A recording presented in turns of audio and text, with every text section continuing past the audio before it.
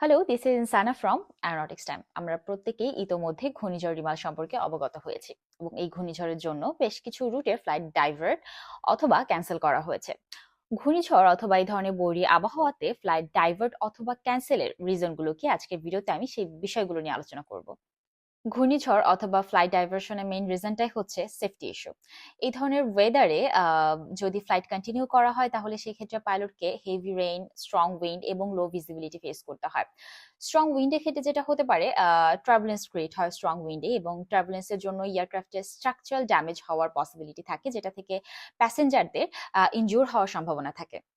লো visibility লো ভিজিবিলিটির ক্ষেত্রে pilot নেভিগেশনে অনেক problem face করে এবং পাশাপাশি অন্যান্য অবস্ট্রাকেল অথবা অন্যান্য এয়ারক্রাফট থেকে যে একটা সেফ ডিস্টেন্স মেনটেন করতে হয়, সেই ক্ষেত্রেও পাইলটকে অনেক প্রবলেম ফেস করতে হয়।